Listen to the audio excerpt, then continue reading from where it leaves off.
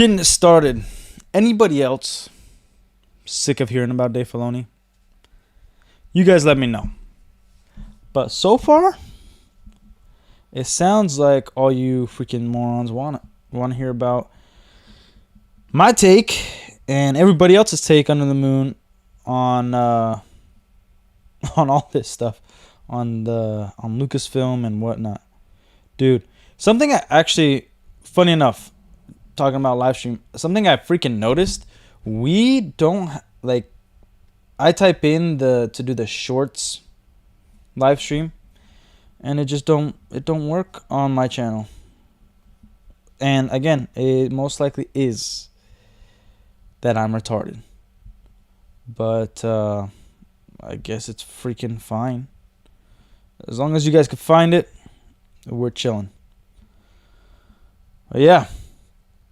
So, anywho, Dave Filoni, I want to talk about him specifically, especially since the Darth Maul trailer came out. What is it, Shadow Lord? There is an issue, a pretty glaring issue that I don't know why nobody's talked about this. It's actually how Dave Filoni actually works, like who he is, how it all works in his mind. So here's the thing. The reason why Dave Filoni sucks is because he doesn't know how to do anything original. Yes, he gave us Ahsoka. That was his original character. But the reason why he holds on to it is because it's the only thing he's ever done. It's the only one. If you look at everything that he has a hand to play in, it is a repurpose of something that came before.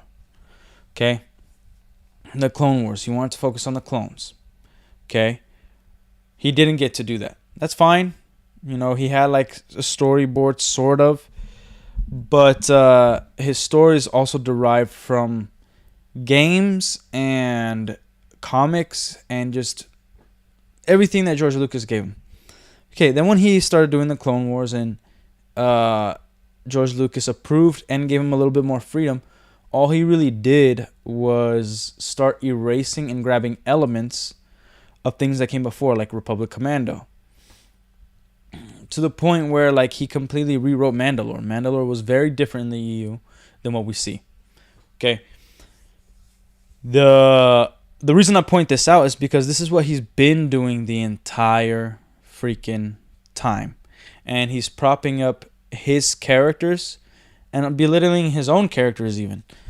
And characters that came before, like for instance, Darth Maul losing to Ahsoka. I've pointed this out many times. Lore-wise, you know, like we played The Force Unleashed yesterday, right? And Master Yoda got cut off from the Force because his old way of connecting to the Force didn't work because he used his eyes a lot, right?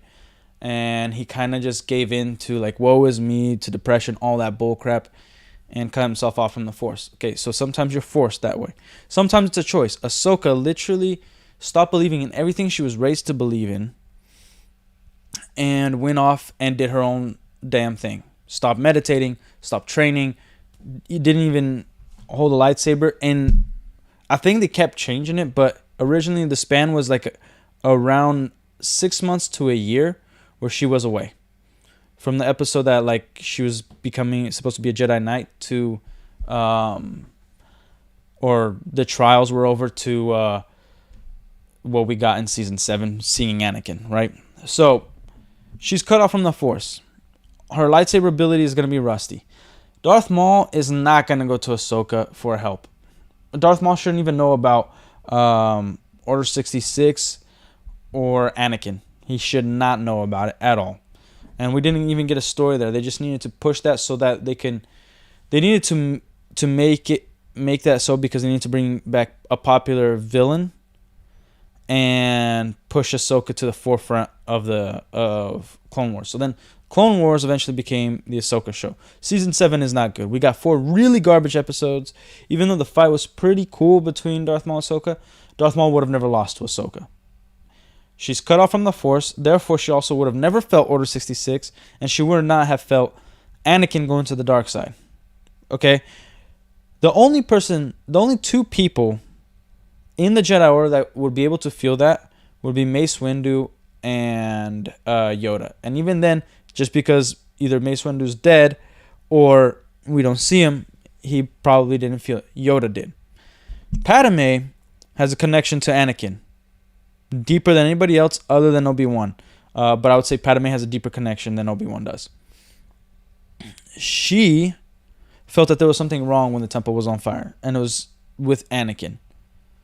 Like, she's not sad about the situation. She's sad because there's something going on with Anakin, and she could sense that everything's different. The Obi-Wan didn't sense Order 66, and you're telling me a girl who only spent around maybe a year in training with Anakin? The Clone Wars was like 3 years. Maybe a year, maybe 2 years. And the guy who has been with him for over 10 years, was his brother in arms, dude. Saw him from everything. Was there like every hour of the day was with this dude pretty much. And he didn't feel him turn to the dark side. He didn't feel Order 66 happening. Yeah. Obviously, Dave Filoni loves Ahsoka. And then he kills her off. And everybody was like, shoot, this is awesome. Like, Dave Filoni's a real dude. We got Rebels now. And then literally the next season, he literally introduced time travel, the dumbest thing to ever put into Star Wars, and just saves her. And that's how we got the Ahsoka shows and all that bullcrap. And then he approved all those other shows. Well, Darth Maul, the new show, Shadow Lord, you got to remember that as good as it looks, and it might actually be decent. I'm skeptical because I think they butchered Darth Maul in the Clone Wars. I love Sam Witwer, and I'm sick of him being Darth Maul. I prefer what's that called, Peter Senowitz or whatever his name is. Like, I like the elegance factor of it and kind of the brokenness that he would have introduced later. And he even like auditioned for Han Solo for the Solo movie. Also a garbage movie, but yeah, Sam Witwer, he's like the Broadway Darth Maul, and then there's the real Darth Maul. Love Sam Witwer though. He's so different than what Darth Maul was supposed to be and was trained to be, and what we get from the original EU. Like, we can expand upon it, but he is very different. Now, the story treatments, I don't think they're good, of George Lucas 7, 8, and 9. And those were not the official ones. Those were not the ones that he's changed it multiple times throughout the years. Like, he even told Mark Hamill back in the day after Return of the Jedi, would you want to come back around 2011 to do 7, 8, and 9 as like the grandfather of like having grandkids and being the Grand Master of the Jedi Order. And he was like, oh, sure, I don't even know if I'm going to be around then. And obviously we got the EU, and today we're going to read a little bit of freaking Timothy Zahn, Heir to the Empire, Volume 1. And I figured there's so many people that don't know the EU that are never going to read, or that can't read, because if you're a modern-day Star Wars fan, you're probably retarded, just like me, and you've never read a book in your life. So we're going to go through that. And the issue how he ran this company was always rehashing. So then there was like the story treatments of the possible episode 7 being Darth Maul coming back with what's her freaking name? The chick that looks like Darth Maul. That's a Twilight. Whatever her name is. I'm blanking right now. He comes back and is picking up fragments of the Empire and creating his own like syndicate and whatnot, and then he's the main villain for 7, 8, and 9. They don't have their own original stories, so they kind of adapted that to right after Revenge of the Sith. Everything's broken, and he creates his own crime syndicate, eventually becomes a very broken man, We're gonna see Inquisitors hunting him down. Obviously, it's in the trailer, and we'll probably go through the trailer. But we're gonna see all that stuff, and that's how he's ran the company and ran all his stories after Avatar: The Last Airbender. Just look at everything that he's done, man. He's picked up a really good story, and this is overall Lucasfilm. Like Jedi Fallen Order, they took pieces of a game that was supposed to be actually a Darth Maul game, and then created Jedi Fallen Order. Battlefront 2, they grabbed rehashed stuff from original Battlefront, and then created this garbage story. And I'll give it that it's a little more original than all the other stories that they did. But even it was mainly EA, and Lucasfilm barely had a hand in the campaign. They just really wanted Luke as a part of it. Everything that Kathleen Kennedy and Dave Filoni were a part of, when they got involved, like, as much as I don't like Mandalorian Season 1, it had its own element. It was its own thing, and I have problems with it, but that was Jon Favreau. And I don't doubt Jon Favreau was later influenced by Dave Filoni and Kathleen Kennedy coming in and be like, yo, this is our cash cow right now, so we need to implement some stuff to set up things. We're going to do a Marvel type thing and set up things for other garbage shows we're going to write. Which also Dave Filoni greenlit all the shows and implemented lore in every single TV show that we had that's related to Star Wars. So blame him. He was the lore master, especially after Rise of Skywalker.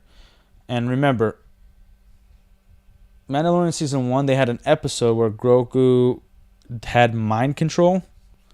Not mind control, force healing. That also was taken from Kate Skywalker in the Legacy comics, of the Dark Horse Legacy comics. And then took out all the repercussions, made that kind of force ability just a random force ability you can have with zero training, and to explain Rey's force ability in Episode 9. So everything he's done is just a rehash of something that was going to be better or that already existed and turned differently. And that's why we're going to read this, because he did Thrawn dirty. Okay. This book, this is like, there's the Heir to the Empire series, and then there's the Hand of Thrawn series, both of them by Timothy Zahn. Great books, great series. You get a very nice backstory of what it is. Also, this takes place. Here's why you can't adapt the original EU to the freaking current Disney Star Wars.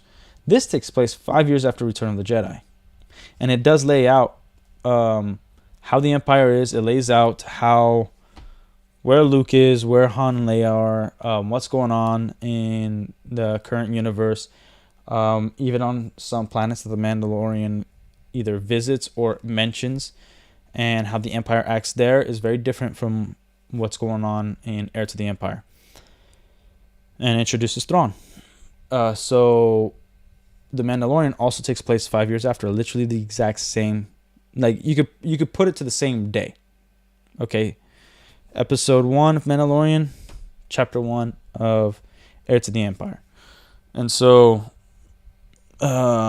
which also they did very nicely, because it showed that, like, yeah, the Emperor died and there's people trying to grab power, but the structure's still intact. Like, you can't just kill the president and believe that nothing, like, that's it. That's all you need to do to fix a country or a democracy or a republic or destroy a dictatorship, whatever it is you're trying to do. You can't just kill the head of the country / company. So just because Kathleen Kennedy is out and Dave Filoni is in, it means nothing. The company is still structured, and the culture is still structured in the way that it's been going, and it's changes that need to be either very drastic to changes over time to really change something, right? So there's obviously issues with Star Wars. We all know that. I'm sick of only hearing optimistic stuff. I love the optimism when it comes around Star Wars. Love optimism when it comes around fantasy, but not at the expense of what the current reality is, what's going on.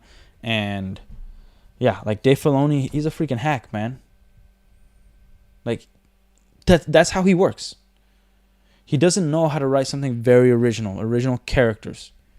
And everything original characters that he's brought in, he usually kind of puts aside and diminishes the current existing characters. He kind of did that with Darth Vader and Anakin in Rebels. He did it. Like, it was great. Some shots in the Ahsoka series, awesome. But when you take a look at if you watch the show again, which also it's kind of a slow burn in the beginning, but there is a original OT feeling to it. Yeah. I'm also not a fan of the clones transition to stormtroopers in the Shadow Lord series that's coming out. I've never been a big fan of, like, we have to have something in the middle. Like, it's fine. Like, paint a gunship gray and black. That's fine. But literally just transition the armor. That's it. That's all you got to do. Just, now they're stormtroopers. They're very uniformed. It's very different. It's maybe cheaper armor. It is what it is. Like they could have an explanation on why it looks different, but not like, oh, we're implementing this, and this. It seems a little more incompetent than you think.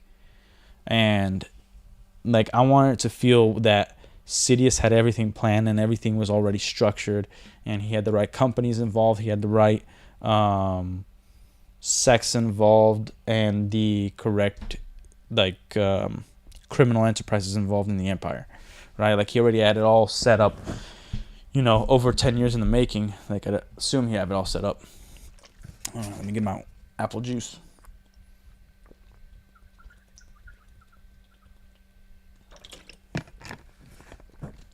Love me some apple juice, man.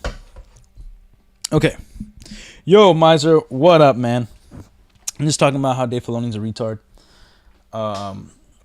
It's good to see you, as always. But yeah, Dave Filoni, yes, he did do good in Avatar: The Last Airbender. He had great elements in Clone Wars. It's not perfect. I would say Clone Wars is a nice 5 out of 10, a very solid 5 out of 10. And then everything else has been a rehash. Just rehash. We got George Lucas' storyline, and then now we have a Shadow Lord show. We had The Force Unleashed, and then he kind of switched a little bit similar elements to Sabine Wren and the Inquisitors. Like, there's you can see, like, very parallel. Like, it's very parallel similarities in how the rebellion was constructed, with like a masquerade of just a weird change for Disney Star Wars lore. Okay, so I don't know if we're gonna react to the Shadow Lord trailer. I don't really want to all that much. I watched it a few times. I wanted to kind of break it down just a little bit, but I didn't really get, like, when I was watching it, it was just kind of sort of in passing. It was I was just watching it and kind of in the background, and I'd peek here and there. But let's get Heir to the Empire. Okay, I'm going to read the first chapter for you guys. Remember, this takes place 5 years after Return of the Jedi, right at the beginning of Mandalorian. Mandalorian cannot be in the same universe, and I've already explained why. But right here, if you want to know a little bit of what was going on with the real version of Luke, Han, Leia, and Chewie, you're going to figure it out. Okay, so now for the first time, the authorized continuation of the legendary Star Wars saga, the most popular series in motion picture history, masterfully told by Hugo Award-winning author Timothy Zahn. Beware the dark side.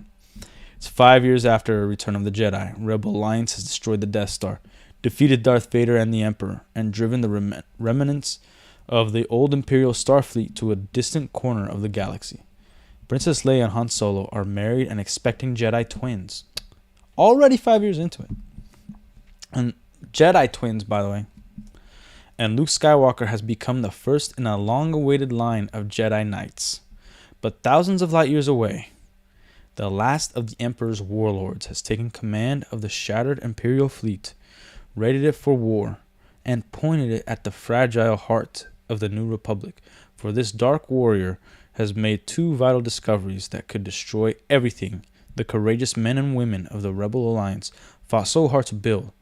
The explosive confrontation that results is a towering epic of action, invention, mystery, and spectacle on a galactic scale. In short, a story worthy of the name Star Wars. Bam. That's a nice little crawl.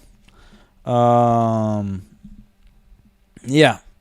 Like, I want to talk about Mara Jade, but that's for another time. So let's get through chapter 1. Captain Pelion, a voice called down the port side crew pit through the hum of background conversation. Message from the sentry line. The scout ships have just come out of light speed. Pelion, leaning over the shoulder of the man at the Chimera's bridge engineering monitor, ignored the shout. Trace this line for me, he ordered, tapping a light pen at the schematic on the display. The engineer threw a questioning glance up at him. Sir? I heard him, Pelion said. You have an order, Lieutenant? Yes, sir, the other said carefully, and keyed for the trace. Captain Pelion, the voice repeated, closer this time, keeping his eye on the engineering display. Pelion waited until he could hear the sound of the approaching footsteps. Then, with all the regal weight that 50 years spent in the Imperial fleet gave to a man, he straightened up and turned. The young duty officer's brisk walk faltered, came to an abrupt halt. Sir? He looked into Pelion's eyes, and his voice faded away. Pelion let the silence hang in the air for a handful of heartbeats, long enough for those nearest to notice. This is not a cattle market in Shamhi, Lieutenant Shell, he said at last, keeping his voice calm but icy cold. This is the bridge of an Imperial Star Destroyer. Routine information is not simply shouted in the general direction of its intended recipient. Is that clear? Shell swallowed. Yes, sir. Pelion held his eyes a few seconds longer, then lowered his head in a slight nod. Now, report. Yes, sir, Shell swallowed again. We've just received word that the sentry ships, sir, the scouts have returned from their scan raid on the Abroa sky system. Very good, Pelion nodded. Did they have any trouble? Only a little, sir. The natives apparently took exception to them pulling a dump of their central library system. The wing commander said there was some attempt at pursuit, but that he lost them. I hope so, Pelion said grimly. Abroa Sky held a strategic position in the borderland regions, and intelligence reports indicated that the New Republic was making a strong bid for its membership and support. If they had armed emissary ships there at the time of the raid, well, he'd know soon enough. Have the wing commander report to the bridge ready room with his reports as soon as the ships are aboard, he told Shell, and have the sentry line go to yellow alert. Dismissed. Yes, sir. Spinning around with a reasonably good imitation of a proper military turn, the lieutenant headed back toward the communications console. The young lieutenant, which was Pelion, thought with a trace of old bitterness, where the problem really lay in the old days.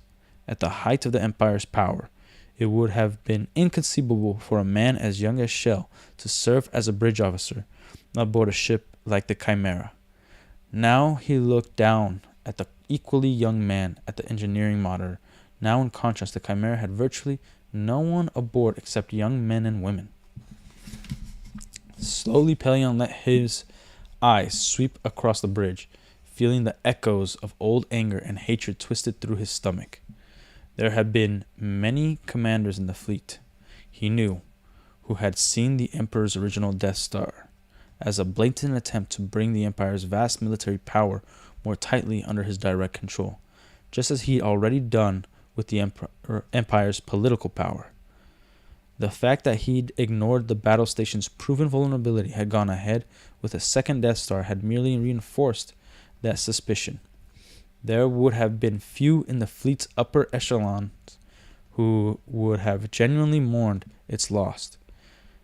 If it hadn't, in its death throes, taken the Super Star Destroyer Executor with it. Even after 5 years, Pelion couldn't help but wince at the memory of that image. The Executor, out of control, colliding with the unfinished Death Star, and then disintegrating completely in the battle station's massive explosion. The loss of the ship itself had been bad enough, but the fact that it was the Executor had made it far worse.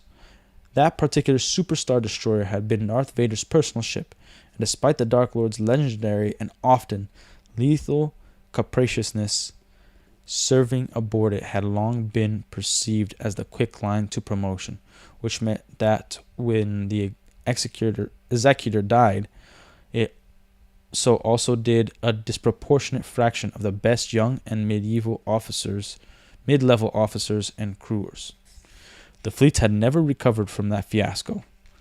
With the Executor's leadership gone, the battle had quickly turned into a confused rout, with several other Star Destroyers being lost before the order to withdraw had finally been given, Pelion himself taking command when the Chimera's former captain was killed, had done what he could to hold things together, but despite his best efforts, they had never regained the initiative against the rebels.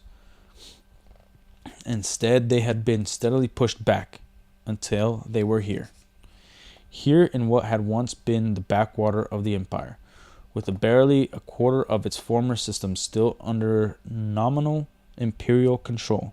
Here aboard a Star Destroyer manned almost entirely by painstakingly trained but badly inexperienced young people, many of them conscripted from their homeworlds by force or threat of force. Okay. Still going. So it kind of lays out one commander's what his personality is. He's probably in his, like it says, 50 years of service. So we don't know if he started as a kid. I'm guessing he's around 70 years old. 60-ish, 70 years old. Give me a second.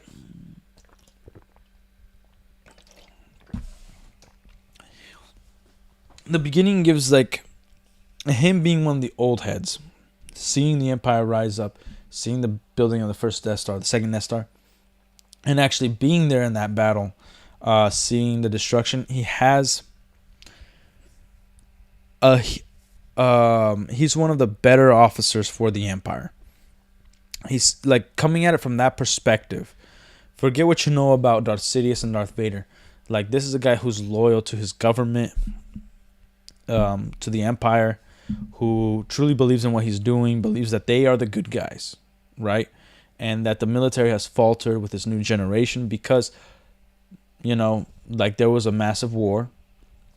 They had to retreat. They are collecting themselves back into a different side of the galaxy, thousands of light years away from the New Republic, so that they can get together to form a strike, right? And the young officers, they don't have the proper training in decorum. And so he's already kind of feeling not hopeless, but he's already feeling like, what should I expect of these guys? Because if I expect them to reach my level, they're not going to be there. Like, not that I'm going to lower my standards, but man, like, this sucks. These guys don't have the same standards as the cadets I trained or was trained by back in the day. And they're doing things wrong. Like, even from something little as giving me information, that they're just doing it willy-nilly, pretty much. Kind of reminiscing about the good old days. Kind of, he's kind of, you know, trying to put himself up there in his own mind, you know, like, oh, if they listened to me, like, I would have been the guy. And he's also mad that he couldn't get promoted. You know, he didn't serve on the Executor. So, or maybe he did. It's more so like they lost all the best guys on the Executor. Okay? So anyways, back to the story at hand. Here, under the command of possibly the greatest military mind the Empire had ever seen, Pelion smiled a tight, wolfish smile as he again looked around his bridge. No, the end of the Empire was not yet, as the arrogantly self-proclaimed New Republic would soon discover. So obviously stated that he's one of the best in the military of the Empire. And he describes, or is described by the narrator, that the Republic is very arrogant and self-proclaiming. So obviously the war is not over, at least in the mind of the Empire. He glanced at his watch. 2:15. Grand Admiral Thrawn would be meditating in his command room now. And if Imperial procedure frowned on shouting across the bridge, it frowned even harder on interrupting a Grand Admiral's meditation by intercom. One spoke to him in person, or one did not speak to him at all. Continue tracing those lines. Pellaeon ordered the engineering lieutenant as he headed for the door. I'll be back shortly. Okay. So, with those of you who've only watched Rebels, and that's the only way you know Thrawn, I want you to kind of think about, okay, Thrawn, like they make Thrawn kind of a dope in Rebels compared to the book, and like let me see, what elements can you grab from Thrawn in Rebels? You could kind of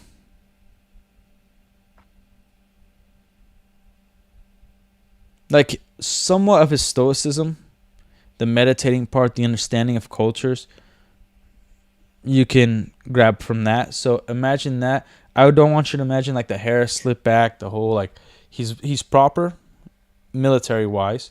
He's not like Femi like they kind of did in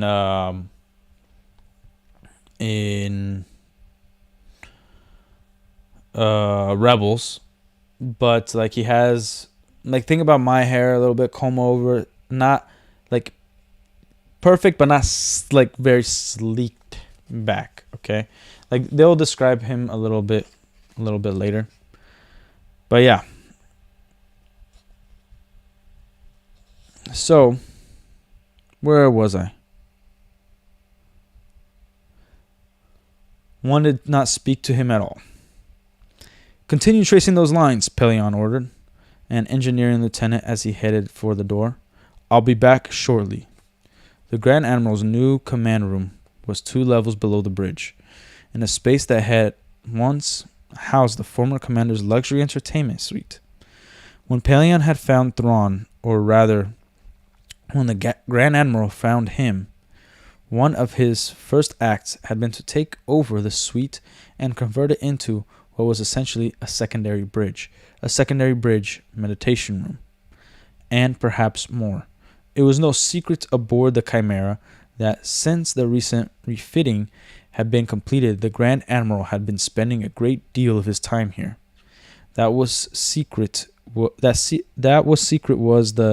What exactly he did during those long hours. Ugh. Like reading, but it's been a while since I've actually read out loud.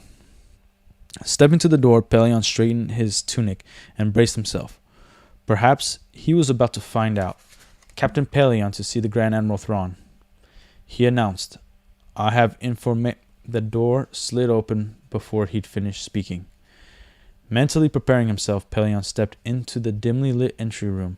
He glanced around, saw nothing of interest, and started for the door to the main chamber. 5 paces ahead, a touch of air on the back of his neck was his only warning. Captain Pellaeon, a deep... Here, let me... Gravelly, cat-like voice mewed into his ear.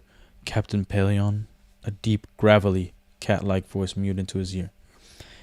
Pellaeon jumped and spun around, cursing both himself and the short, wiry creature standing less than half a meter away. Blast it, Rook, he snarled. What do you think you're doing? For a long moment, Rook just looked at him, and Pellaeon felt a drop of sweat trickle down his back with his large dark eyes, protruding jaw, and glistening needle teeth. Rook was even more of a nightmare in the dimness than he was in normal lighting, especially to someone like Pellaeon, who knew what Thrawn used Rook and his fellow Nogri for. Doing my job, Rook said at last. He stretched his thin arm almost casually out toward the inner door, and Pelion caught just a glimpse of the slender assassin's knife before it vanished somehow into Nagori's sleeve. His hand closed, then opened again, steel wire muscles moving visibly beneath his dark gray skin. You may enter. Now, let me see if I can find an image for you guys, just so you could get an idea of who this fool is.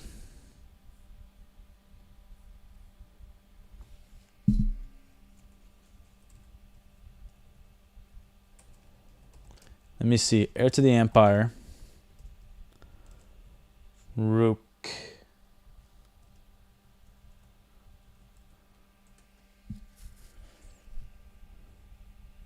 How he's supposed to look. Okay. You kind of got him in what's it called? Was it the Clone Wars? And you did see him in Rebels. But let me see if there was like an actual, because Heir to the Empire also had its own comics. Okay, so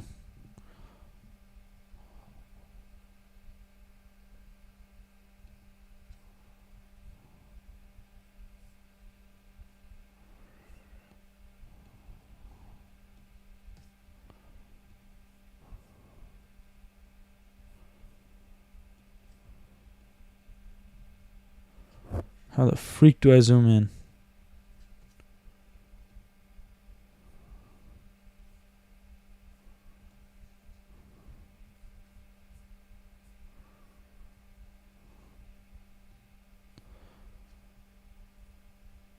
So that, like, that cartoon, like the big one.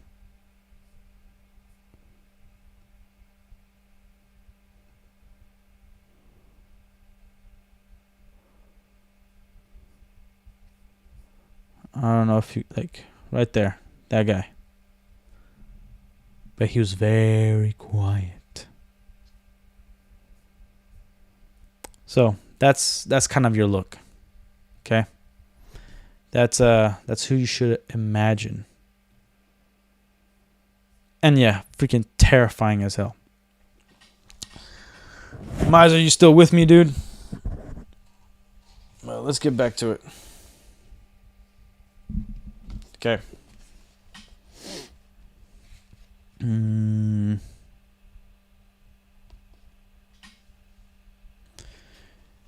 Okay, so we'll go back to I'm doing my job, Rook said at last. He stretched his thin arm almost casually out toward the inner door. Pelion caught just a glimpse of the slender assassin's knife before it vanished, somehow into Nagori's sleeve. His hand closed and then opened again, steel wire muscles moving visibly beneath his dark gray skin. You may enter. Thank you, Pelion growled, straightening his tunic again. He turned back to the door. It opened at his approach, and he stepped through into a softly lit art museum.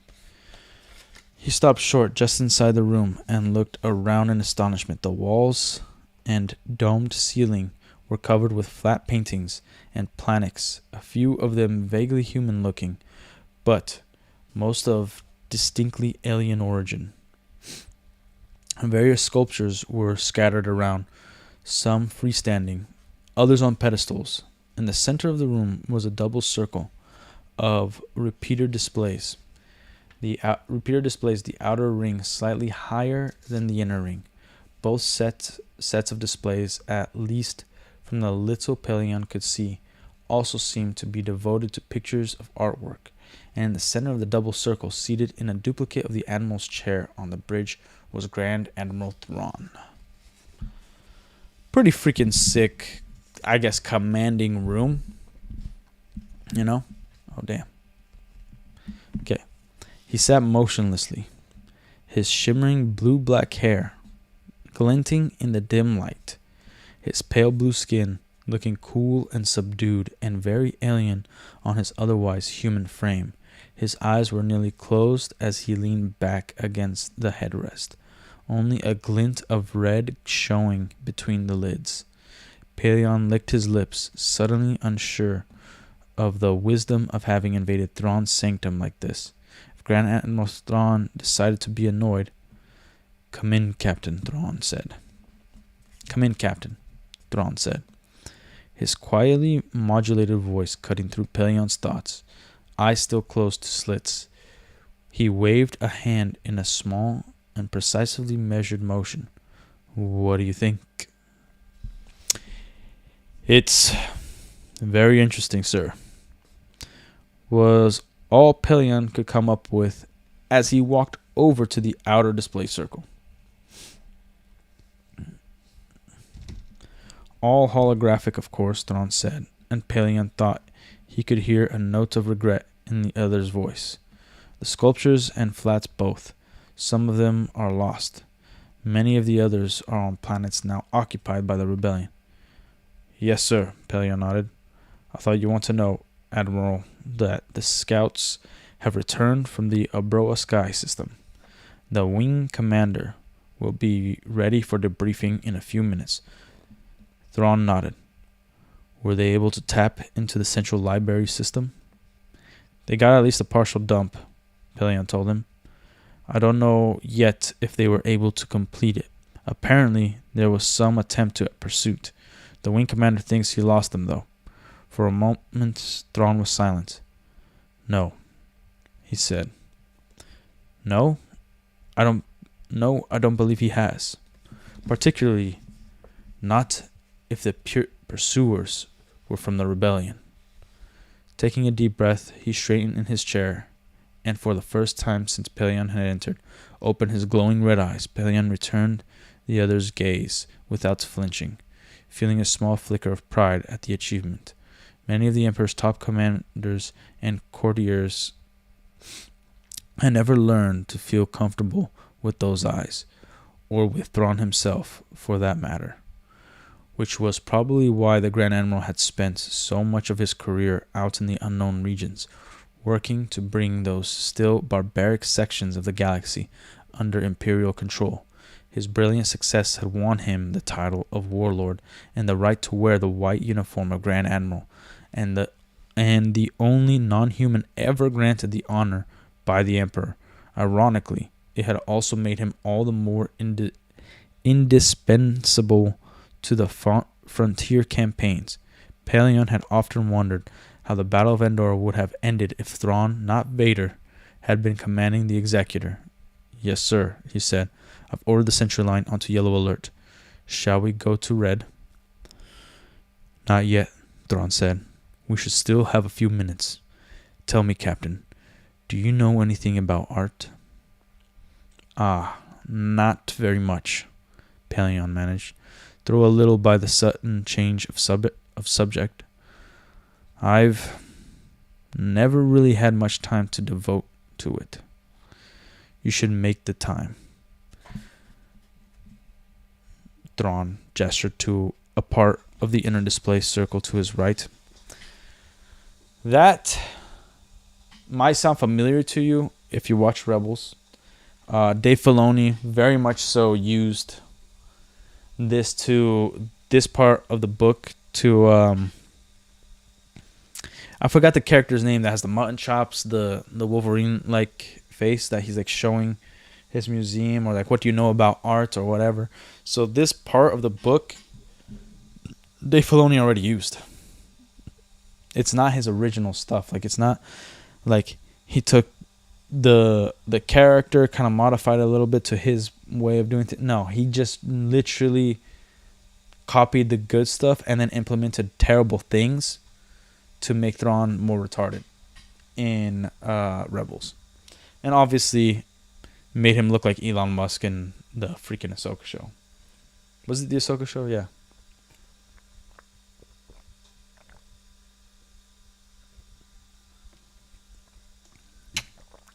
Love me some apple juice, man.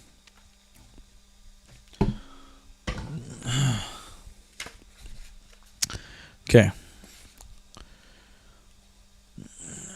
Safa paintings. He identified them. Circa 1550 to 2200 pre-Empire date. Know how the style changes right here at the first contact with a Thencora. Over there, he points to the left-handed wall, are examples of Paeonid extrasa art. Note the similarities with the early Safa work and also the mid-18th century pre-M Vathkri flat sculpt. Yes, I see, Pelion said, not entirely truthfully. Admiral, shouldn't we be... He broke off as a shrill whistle split the air. Bridge to Grand Admiral Thrawn, Lieutenant Shell's top voice called over the intercom. Sir, we're under attack. Thrawn tapped the intercom switch. This is Thrawn, he said evenly. Go to red alert and tell me what we've got. Calmly, if possible. Yes, sir. The muted alert lights began flashing, and Pelion could hear the sound of the klaxons baying faintly outside the room. Sensors are picking up 4 New Republic assault frigates. Shell continued, his voice tense, but under noticeably better control. Plus at least 3 wings of X-wing fighters. Symmetric Cloud V formation coming in on our scout ship's vector. Sorry, my nose is itchy. Pelion swore under his breath. A single Star Destroyer with a largely inexperienced crew against 4 assault frigates and their accompanying fighters. Run engines to full power, he called towards the intercom, prepared to make the jump to light speed. He took a step towards the door. Belay that jump order, Lieutenant, Thrawn said, still glacially calm. TIE fighters crew to their stations. Activate deflector shields. Pelion spunk back to him. Admiral. Thrawn cut him off with an upraised hand. Come here, Captain, the Grand Admiral ordered. Let's take a look, shall we? He touched a switch and abruptly the art show was gone. Instead, the room had become a miniature bridge monitor with helm, engine, and weapons readouts on the walls and double display circle. The open space had become a holographic tactical display in one corner, and a flashing sphere indicated the invaders. The wall display nearest to it gave an ETA estimate of 12 minutes. Fortunately, the scout ships have enough of a lead not to be in danger themselves, Thrawn commented. So let's see what exactly we're dealing with. Bridge orders the 3 nearest sentry ships to attack. Yes, sir. Ooh. Hope you guys are having freaking fun, dude. Across the room, 3 blue dots shifted out of the sentry line onto intercept vectors. From the corner of his eye, Pelion saw Thrawn lean forward in his seat as the assault frigates and accompanying X-wings shifted in response. One of the blue dots winked out. Excellent, Thrawn said, leaning back in his seat. That will do, Lieutenant. Pull the other 2 sentry ships back and order the Sector 4 line and scramble out of the invaders' sector. Yes, sir, Shell said, sounding more than a little confused. A confusion Pelion could well understand. Shouldn't we at least signal the rest of the fleet? He suggested, hearing the tightness in his voice. The Death's Head could be here in 20 minutes. Most of the others in less than an hour. The last thing we want to do right now is bring in more of our ships, Captain, Thrawn said. He looked up at Pelion, and a faint smile touched his lips. After all, they may be survivors, and we wouldn't want the rebellion learning about us, would we? He turned back to his displays. Bridge, I want a 20-degree port yaw rotation, bring us flat to the invaders' vector. Superstructure pointing at them. As soon as they're within the outer perimeter, the Sector 4 sentry line is to reform behind them and jam all transmissions. Yes, sir. Sir? You don't have to understand, Lieutenant, Thrawn said, his voice abruptly cold. Just obey. Yes, sir. Pelion took a careful breath as the displays showed the chimeras rotating as per orders. I'm afraid I don't understand either, Admiral, he said, turning our superstructure toward them. Again, Thrawn stopped him with an upraised hand. Watch and learn, Captain. That's fine. Bridge, stop rotation and hold position here. Drop docking bay deflector shields. Boost power to all others. TIE fighter squadrons. Launch when ready. Head directly away from the Chimera for 2 kilometers. Then sweep around the open cluster formation. Backfire speed, zonal attack pattern. He got an acknowledgement, then looked up at Pelion. Do you understand now, Captain? Pelion pursed his lips. I'm afraid not, he admitted. I see now that the reason you turned the ship was to give the fighters some exit cover. But the rest is nothing but a classic Marge Zabel closure maneuver. They're not going to fall for anything that simple. On the contrary, Thrawn corrected coolly, not only will they fall for it, they'll be utterly destroyed by it. Watch, Captain, and learn. The TIE fighters launched, accelerating away from the Chimera, and then leaning hard into etheric rudders to sweep back around it like the spray of some exotic fountain. The invading ships spotted the attackers and shifted vectors. Pelion blinked. What in the Empire are they doing? They're trying the only defense they know of against a Marg Zabel, Thrawn said, and there was no mistaking the satisfaction in his voice. Or to be more precise, the only defense they are psychologically capable of attempting. He nodded toward the flashing sphere. You see, Captain, there's an Elam commanding that force. The Elam simply cannot handle the unstructured attack profile of a properly executed Marg Zabel. Pelion stared at the invaders, still shifting into their utterly useless defense stance, and slowly it dawned on him that Thrawn had just what Thrawn had just done. Good Lord. That sentry ship attack a few minutes ago, he said. You were able to tell from that those were Ilaman ships? Learn about art, Captain, Thrawn said, his voice almost dreamy. When you understand a species' art, you understand that species. He straightened his chair. Bridge, bring us to flank speed. Prepare to join the attack. An hour later, it was all over. The ready room door slid shut behind the wing commander, and Pelion gazed back at the map, still on display. Sounds like Abroa Sky is a dead end, he said regretfully. There's no way we'll be able to spare the manpower that much pacification would cost.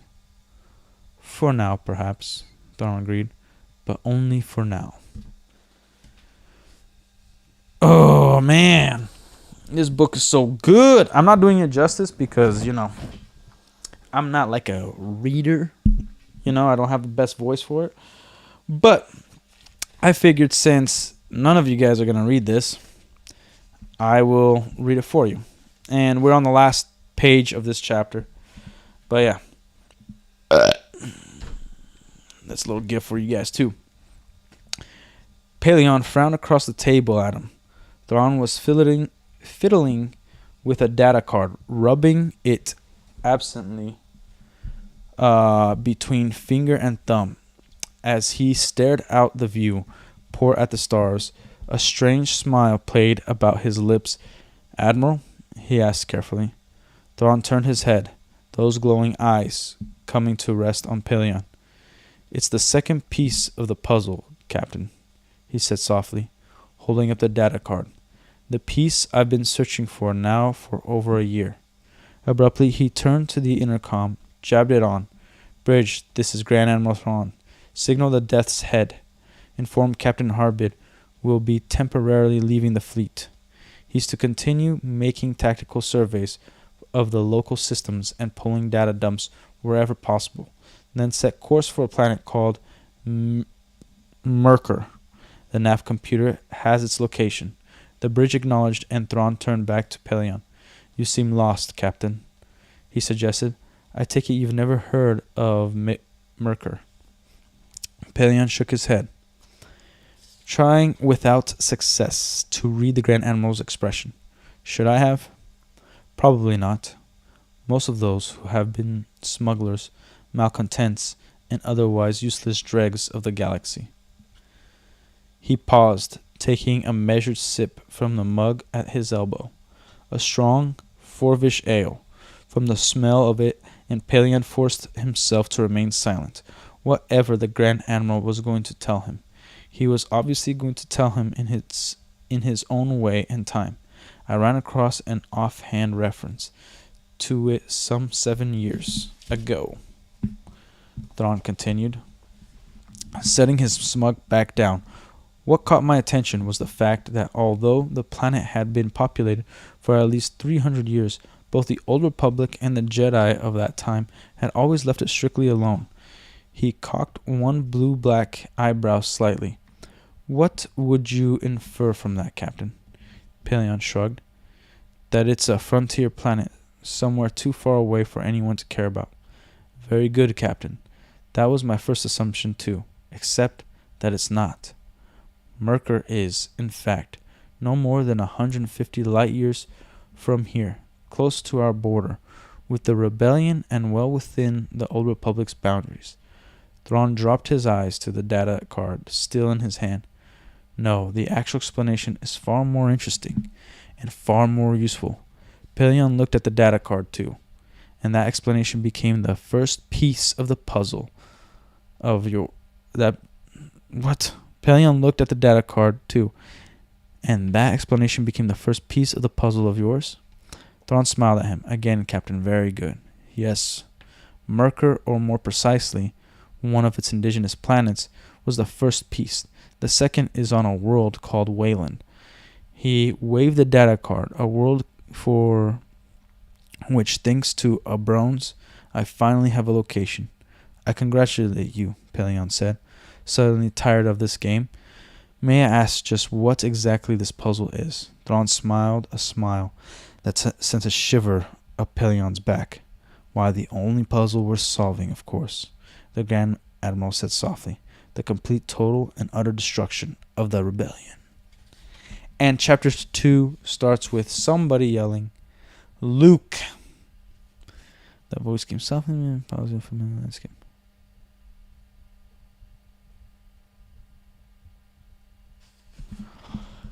And by the way, I'm pretty sure it's Ben Kenobi.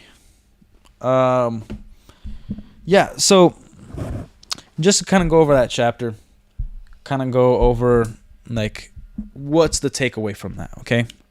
The takeaway is, not only did it establish a good amount of backstory for Pelion and how people see Thrawn, it kept Thrawn a mystery too. Pelion spoke quite a bit. It showed that he was knowledgeable and that he didn't just like meditate in some lavish room. Like, he was very calculated. He was always thinking and always on top of everything. Like, there was nothing getting by Admiral Thrawn. Also, that he got his experience on the unknown regions. Like, that is a pretty big thing to understand from the Grand Admiral. And also, there's a key sentence there when he, like, that adds to the vast expanse of galaxy of the Star Wars universe. And again, like, we as humans, from what our understanding, the Milky Way galaxy in which Earth resides is the smallest galaxy, either in the universe or within, I don't know how many light years. I have to look it up. But we have 400 billion estimated planets within this galaxy alone. In the Star Wars universe, we could assume that their galaxy is much bigger. And we haven't even gone through 100 planets. At least, definitely not in the Disney Star Wars universe. So, like, when somebody speaks on a planet and somebody else who is also a veteran in life, you know, almost 70 years old, he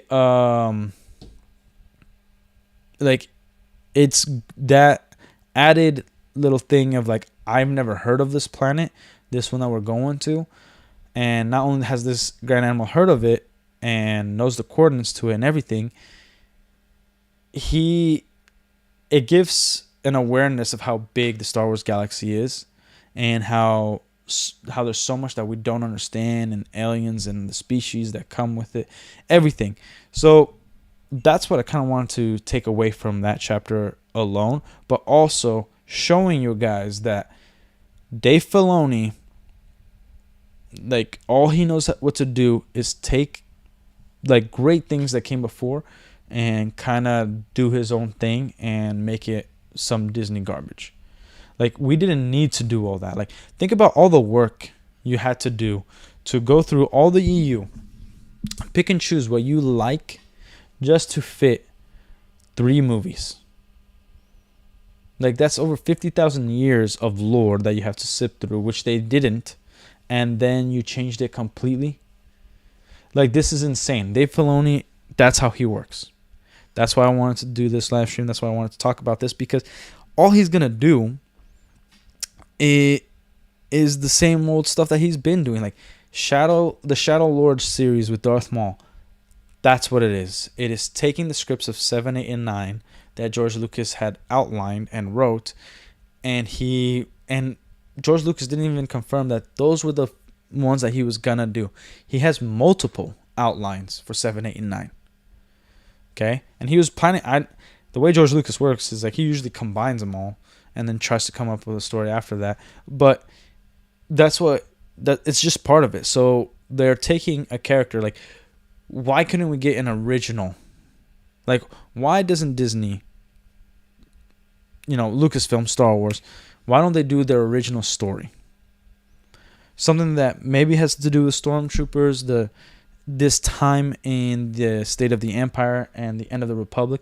But why do we need Darth Maul? We're going to see the same old planets. We're going to see maybe some new ones, maybe some new characters. But we know that's going to lead to Rey Skywalker. We know that his story ends being like he's not going to win. You know what I mean? Like, his story ends on Tatooine with Obi-Wan. We saw that in Rebels. Why would we do, like, I get it for entertainment purposes, and it might be cool, but like, we know that they're gonna just find he's gonna come out stupid. He's gonna come out like an idiot, like dumb. So there's no point in actually like investing in this show. You might want to watch it, that's great, but in terms of investing, like, it's not gonna last a long time. It's one of the reasons Andor didn't survive, because we know that Juan Solo, his fate in Rogue One. Like, they're trying to stay within pockets to kind of bring us like, okay, nobody's fans of the sequels, so we got to bring everybody from prequels and OT, prequels and OT, prequels and OT. They don't know how to do anything like other than that, and all the things that they do, like the Acolyte, they had to like attach it right next to the prequels. They had to attach it to characters that were beloved in the EU and mentioned in the movies, like Plagueis. And then they just made him some weird cave dweller. So yeah, it's pretty freaking stupid. But that's this guy. That's what we're working with, man. And yeah, I'm all for giving the benefit of the doubt when somebody deserves it. I was on a live stream the other day, just in the chat, just like chatting away. I like to see multiple people's live streams, especially when it's like a podcast. And there was the Star Wars podcast, and I was commenting away, as I usually do, as you guys do. And somebody I was talking to in the chat was like, is there anything that you like about Star Wars, anything positive? And I said a bunch of stuff like, 50,000 years of lore, episodes 1 through 6, the original EU, and I just stated some things, and they're like, oh, like, yeah, that's understandable and whatnot, but I'm like, I don't see why. They said, it's like, but rebellions were built on hope, and I'm like, And because I said, I just don't have hope for this company. And then they said rebellions are built on hope. And I was like, oh, yeah, totally agree. I've been rebelling for quite a long time. But I don't think you should give hope for the empire to change. The empire needs to be destroyed. That's what I said. And it kind of shut that conversation down because it's like, the people that see hope for the future in Disney Star Wars see them as the Republic. And the real fans know that that's the Empire. That is not the Republic. They're not going to change. Like, a corrupt force came in and took over Lucasfilm, Kathleen Kennedy and Dave Filoni. They're still ahead of it. The entire structure of the business is that way. So, it's not going to change. But anyways, let's go through the Shadow Lord trailer. I want to kind of break it down for you guys just a little bit, just so you can kind of know what, not only what my thoughts are, but in terms of what to expect for the future. Okay.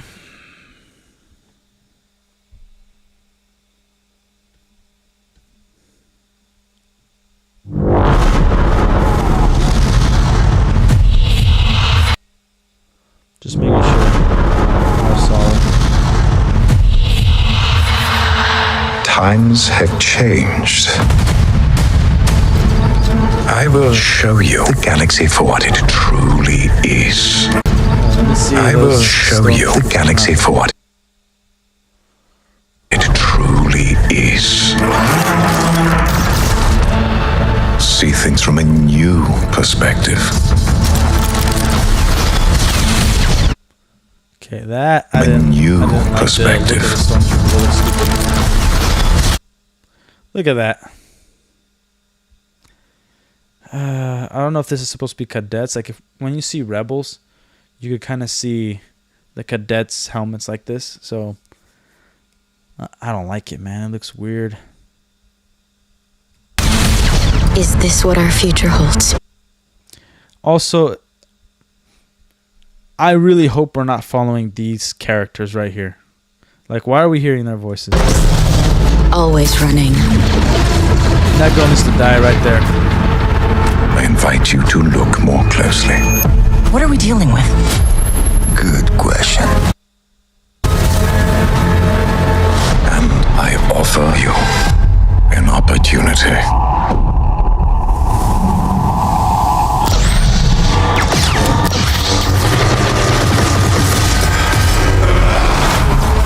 Pretty awesome. Maul.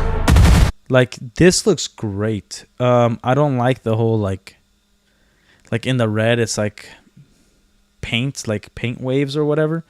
But Maul looks awesome. How's it the creative Clone Wars if George Lucas isn't around, man? What are you talking about, the creative Clone Wars? From the guy who like butchered Clone Wars, Dave Filoni. Gotcha. If you're saying Lucasfilm, fine. We have all been made to suffer. See, that looks kind of like Sabine. We have. Like, but I know it ain't. It's just some random garbage character that we're going to have to follow around. All been made to suffer. That's awesome. We survive. Look, I hate it when they make young Jedi so freaking great at everything they do, because yeah, against battle droids they would be doing phenomenal, but when it comes to freaking stormtroopers, nah. But do not Like live. a plethora of them, dude. Wait, what was that guy behind me?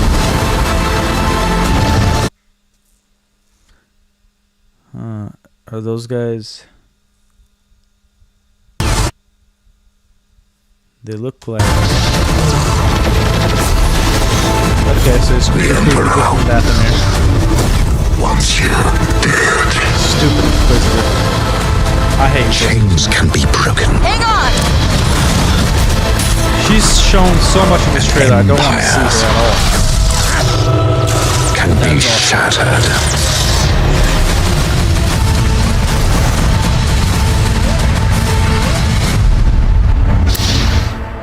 Like, dude, the effects look great. I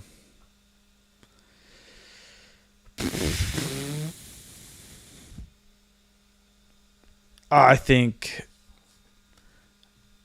I'm not very hopeful. You see, it says Maul, Shadow Lord, but they've done this before.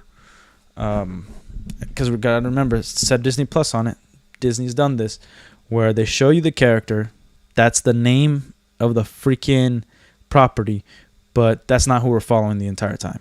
I guarantee you we're gonna be following that freaking chick around and other Jedi, and then he's kind of gonna be in the background. We're gonna get episodes of him, but it's gonna be more half of a show about some random Jedi and Darth Maul.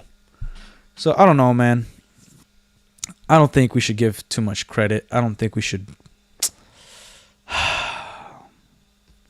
I honestly don't think we should give them the benefit of the doubt, guys. Like, come on. Like, this is a little much. But that's all I kind of wanted to talk about today. Just leaving that here. Like, I love Star Wars. Don't trust Dave Filoni at all. And this is Dave Filoni and Kathleen Kennedy. Like, this is releasing, but we're not. This is releasing when they, what's it called? After the fact. Like, this isn't gonna release like after Kathleen Kennedy is out and they started filming now. Like, they were both a part of this project together. So if it is good, you gotta praise Kathleen Kennedy a bit. Like, that's the thing. Like, you gotta praise Dave Filoni. Like, if you like season 7 of Clone Wars, you gotta praise Kathleen Kennedy as well, and Dave Filoni. So that's on you, man.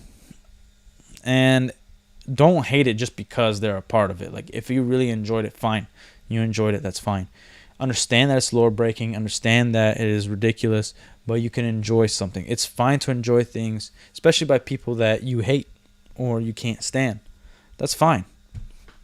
But, you know, if something really isn't good, like, have that discussion. I enjoy a lot of things that aren't good. But, dude, I'm sorry, guys. I'm, like, super tired. I might do a gaming stream. There's a lot of things I actually have to go over. But, yeah. Miser, thanks for hopping in the chat, dude. Oh, it was great hearing from you. But I'm going to end the stream there. And I had fun talking about it a little bit. And reading you guys the first chapter. Even though it might have been a little boring, I think it's good for you guys to know a little bit about Heir to the Empire. And who knows, maybe I'll read more chapters, even if you guys don't like it. Because I want to read, and it's awesome. It's a great book. Peace out, guys.